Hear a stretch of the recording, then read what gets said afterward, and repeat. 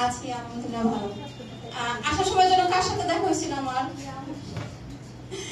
আমরা একসাথে সিঁড়ি দিয়ে আসছি, জিজ্ঞেস করতেছে যে আমি এখানে ক্লাস করি কিনা। তো আমি একটু হাসলাম, হেসে বললাম না ক্লাস করি না। বলতে পারলাম না যে করাই, এটা বলতে পারি নাই।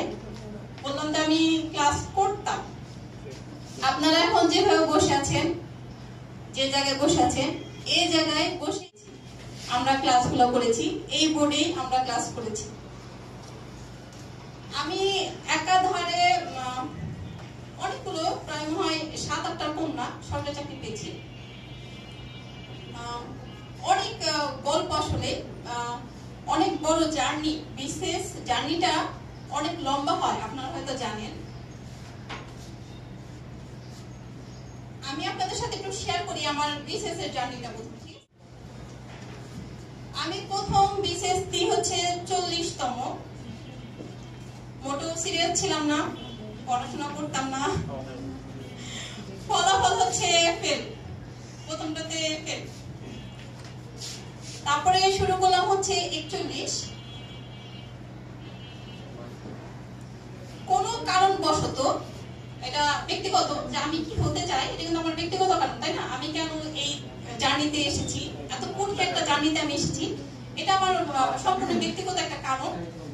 যখন আমি সিদ্ধান্ত নিলাম যে আমি বিশেষ ক্যাডার হব মানে হবই, সেটা ছিল 41তম থেকে, যে আমি বিশেষ ক্যাডার হতে চাই, আমি বিশেষ ক্যাডার হব, সেটা ছিল 41। ফলাফল নন ক্যাডার পেলাম। ওইখান থেকে আমার সরকারি হাই স্কুলে একটা জব হয়। তারপরে 43, আলহামদুলিল্লাহ জানেন সবাই, শিক্ষা ক্যাডার, যার কারণে আজকে আমি আপনাদের সামনে। তারপরে 44, এই তো সবে ভাইবা দিয়ে আসছি, কয়েকদিন হলো 44 ভাইবা দিয়ে আসছি। তারপরে 45 পিলি পাস করেছি, রিটেন দিয়েছি। আপনারা জানেন যে রিটেনের রেজাল্ট এখনো দেয় নাই। তারপরে 46 পিলি কোয়ালিফাই করেছি। আজকে যদি স্থগিত না হতো, আজকে আমি পরীক্ষা দিতাম, রিটেন পরীক্ষা দিতাম। আজকে থেকে পরীক্ষাটা শুরু হওয়ার কথা ছিল। তারপরে হচ্ছে 47 মেন্টালি প্রিপেয়ার, পিলি তো দিবই, 48 দিব। এটা হচ্ছে আমার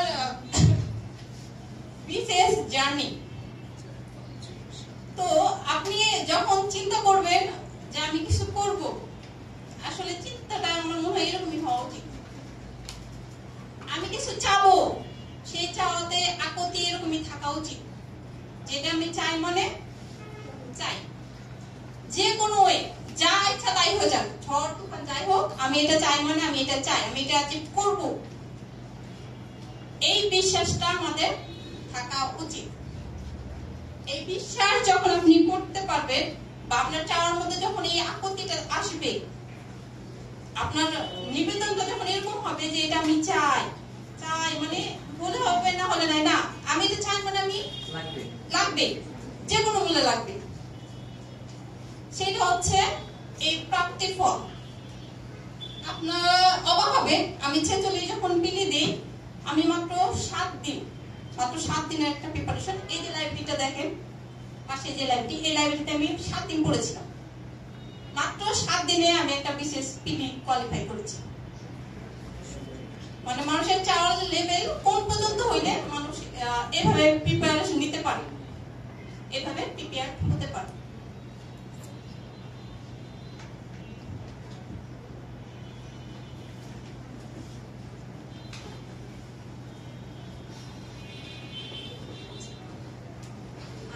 এখন আপনারা সবাই পড়াশোনা করেন, তাই না?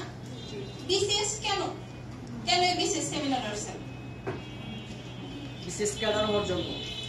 হ্যাঁ, মানে কেন আমি বিসিএস ক্যাডার কেন হতে চাই?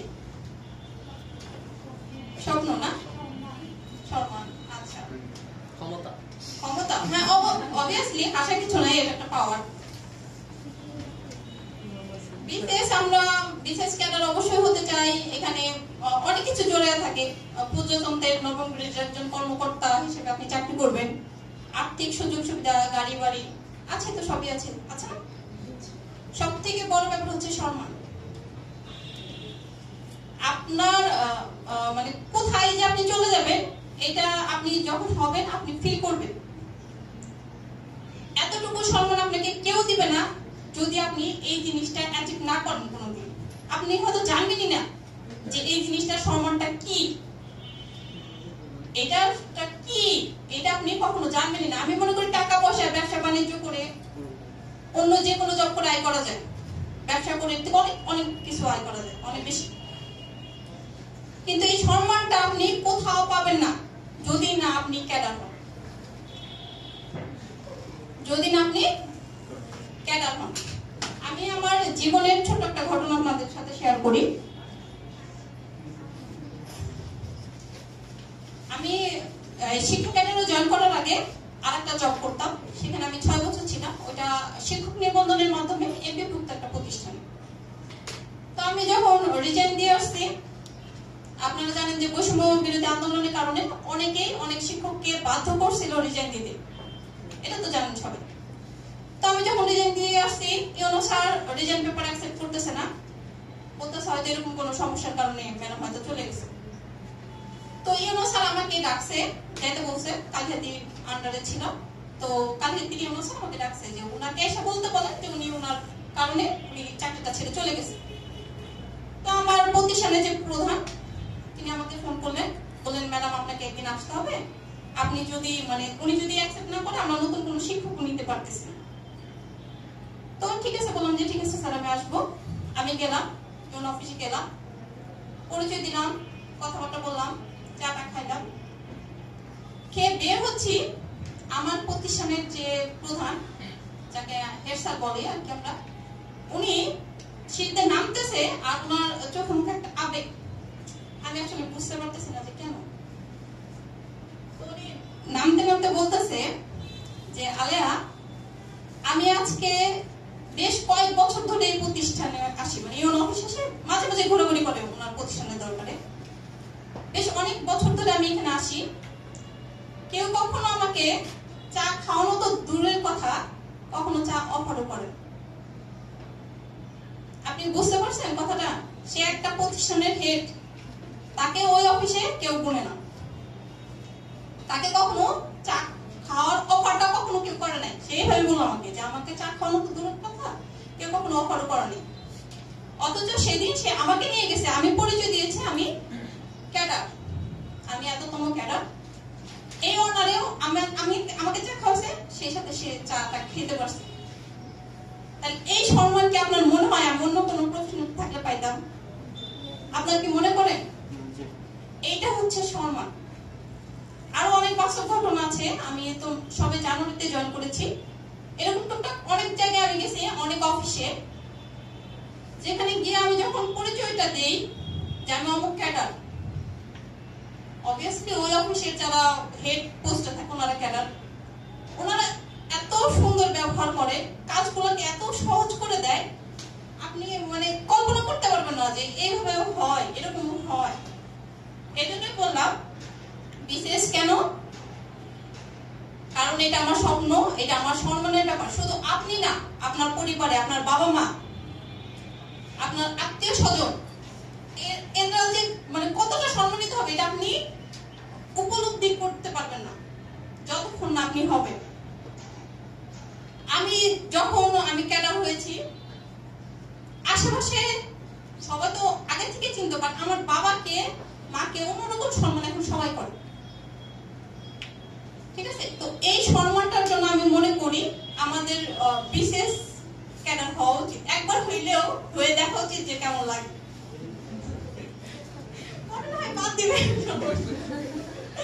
একবার তো হয়ে দেখেন কেমন লাগে। একটা জিনিস আছে না, যে কখন টক খায় নাই তাকে কিন্তু টকের স্বাদ বোঝানো যাবে না, যাবে কি না?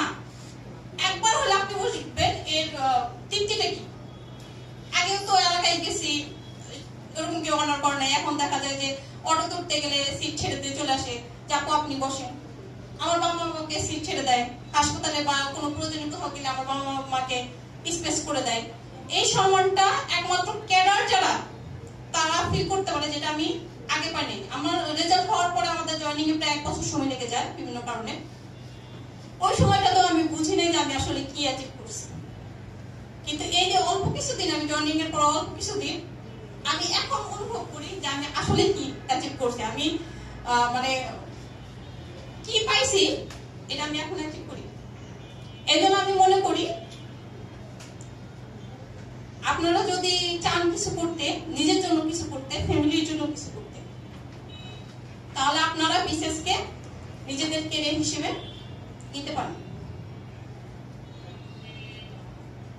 আচ্ছা, এখন আমারটা তো আমি বললাম, আপনারা কেন হতে চান? আপনারা কেন হতে চান? অবভিয়াসলি সেটাই হওয়া উচিত যে আমি এই সম্মানটা পাবো, এজন্যই হওয়া উচিত। আর তা যদি না হয়, আপনারা যদি এখনো নিজেদের ক্যারিয়ার সম্পর্কে সচেতন না হন, যদি এখনো না বুঝেন যে আপনাদের গুরুত্ব কি, আপনারা চাইলে কি করতে পারবেন, এটা যদি এখনো না বুঝেন, আমি আপনাদের জন্য ছোট্ট একটা গল্প বলবো যে আপনাদের কেন হওয়া উচিত সেটা বলবো আমি এখন আপনাকে। অনেকের পার্সোনাল অনেক কারণই থাকবে না, অনেক কারণই আছে, কিন্তু আমার এই ছোট্ট একটা গল্প আপনার যদি ভালো লাগে আপনার জীবনকে পরিবর্তন করে দেবে। আমার একটা কোশ্চেন ছিল। হ্যাঁ শিওর। আপনার প্রি জার্নিটা কেমন ছিল যদি শেয়ার করতেন? হ্যাঁ আমি শেষ করতে দিই, আমি শেষে আপনাদের কোশ্চেন দিব। আচ্ছা, তো গল্পটা এরকম, এক ছোট বাচ্চা যার এখনো বাস্তব বুদ্ধি হয়নি, সে তার বাবার সাথে একদিন হাঁটতে বের হয়েছে বিকেলবেলা। তো হাঁটতে হাঁটতে একটা মাঠে পাশ দিয়ে যাচ্ছে, সে ওই মাঠে হচ্ছে ফুটবল খেলা চলতেছিল। তো ফুটবল খেলা, এখন বাচ্চাটা জিজ্ঞেস করতেছে, বাবা এরা কি করে? বলতেছে, বাবা ওরা খেলতেছে। তো ওর প্রশ্ন হচ্ছে, ওই যে গোল জিনিসটা ওটাকে কেন মানে বারবার লাথি দিচ্ছে কেন? ফুটবল খেলা ও তো আসলে বুঝে না, অনেক ছোট বাচ্চা, ওটাকে লাথি দিচ্ছে কেন? তো বলতেছে, বাবা ওটা তো গোল, গোল বিধায় ওকে লাথি মারছে।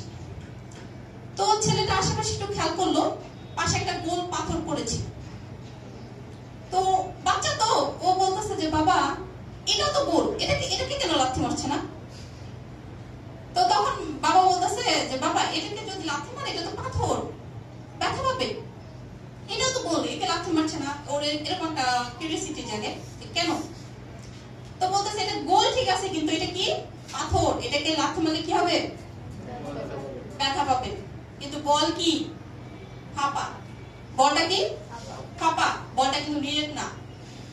আজকে আপনি যদি আপনার ক্যারিয়ার সম্পর্কে সচেতন না হন, এই বলের মতো যদি হন, ভিতর যদি ফাঁপা থাকে, আপনাকে মানুষ লাথে এই পাশ থেকে ওই পাশ নিবে, ওই পাশ থেকে ওই পাশ নিবে। বুঝতে পারছেন? এই জন্য আপনার হওয়া উচিত, এই জন্য আপনার ভাবা উচিত আপনার ক্যারিয়ার নিয়ে। এই জন্য আপনাকে এত নিরেট হওয়া উচিত, এত শক্তিশালী কিছু হওয়া উচিত যে আপনাকে লাথি মারা তো দূরে থাক, আপনাদেরকে তাকাতে কেউ ভয় পায়, তাই না? আমরা মাঝে মাঝে আমাদের পারিবারিক অনেক সমস্যা থাকে, দেখা যায় যে একটা সমস্যা হচ্ছে ফ্যামিলিকে কেউ গণ্যই করে না, যে এই ফ্যামিলি সমস্যা নেই, একটা ছেলে কি বা করবে, এরকম একটা ব্যাপার স্যাপার আছে না? আজকে আপনি যদি ক্যাডার হন, আপনার ফ্যামিলি তো দূরে থাক, আপনার 14 গোষ্ঠীর দিকে কেউ আঙুল তুলে কথা বলতে পারবে না, মানে মানতে বাধ্য। এইটাই বাস্তবতা, এইটাই বাস্তবতা। এখন আপনি কি হবেন? আপনি কি হবেন? আপনি ওই ফুটবলের মতো ফাঁপা হবেন না আপনি নিরেট হবেন, সেটা হচ্ছে আপনার সিদ্ধান্ত। আমি কিন্তু সরকারি সাদত কলেজের স্টুডেন্ট, আপনারা কি জানেন? আছেন কেউ? আছেন? আচ্ছা, আমি সরকারি সাদত কলেজের স্টুডেন্ট, সমাজকর্ম। দেখতে গেলে সমাজকর্মকে অনেকে সাবজেক্ট হিসেবে গণ্য করেন। আছেন সমাজকর্মের কেউ? আছেন? মানে এত ভালো ভালো সাবজেক্ট থাকে, কেমিস্ট্রি, ফিজিক্স, ইংলিশ, ম্যাথ, এত ভালো ভালো সাবজেক্ট থাকে, সমাজকর্ম সাবজেক্টটাকে কেউ গণ্য করে না। আমি আমার লাইফে A+ পাইনি। A+ না, আমার ইন্টারের রেজাল্ট অনেক খারাপ ছিল, A-। ঠিক আছে, আমি এসএসসি তে হচ্ছে এ পেয়েছি আর ইন্টারে হচ্ছে মাইনাস পেয়েছি। আমি কখনো কোনো ভার্সিটি পরীক্ষাতে অ্যাপ্লাই করি নাই, কোনো ভার্সিটিতে ভর্তি হওয়ার জন্য অ্যাপ্লাই করি, কারণ আমার মধ্যে সেই কনফিডেন্স ছিল না। আমি পারবো অ্যাপ্লাই করবো এই সাহসটা আমার ভিতরে ছিল না। আমি জাস্ট একটা কলেজেরই ফর্ম উঠেছি, ওই একটা কলেজে ভর্তি হয়েছি, সব থেকে সহজ সাবজেক্টটা, কারণ আমার তখন কোনো লক্ষ্য ছিল না, আমার কোনো গোল ছিল না, আমি কি হতে চাই আমি জানতাম না। তো ওরকম একটা সহজ সাবজেক্ট নিয়ে আমি পড়াশোনা করেছি। ওই যে বললাম যে ওই সাবজেক্টটা আমাদের কলেজেই অনেকে ওইটাকে সাবজেক্ট মনে করে, এত সহজ একটা সাবজেক্ট, আসলে অনেক সহজ একটা সাবজেক্ট। এই জায়গা থেকে উঠে এসে যদি আমি পারি, আপনারা কেন না? এটা হলো আমার প্রশ্ন, যদি আমি পারি আপনারা কেন না? আমি অনেক পরে সিদ্ধান্ত নিয়েছি আমি বিসিএস ক্যাডার হব, অনেক পরে। প্রথম যখন এই পরীক্ষার 40টা দিই, ফেলে দিয়েছি, তখন লাইফের কোনো লক্ষ্য ছিল না। 41 যখন দিই, 41-এর শুরুতে বলি, আমি প্রথমে ওরাকলে আসি ভর্তি হই। ভর্তি হওয়ার পরে তখনও আমি বিসিএস ক্যাডার হবো এরকম কোনো সলিড কারণ ছিল না আমার কাছে, যে আমি কেন হবো এরকম কোনো সলিড কারণ আমার কাছে ছিল না।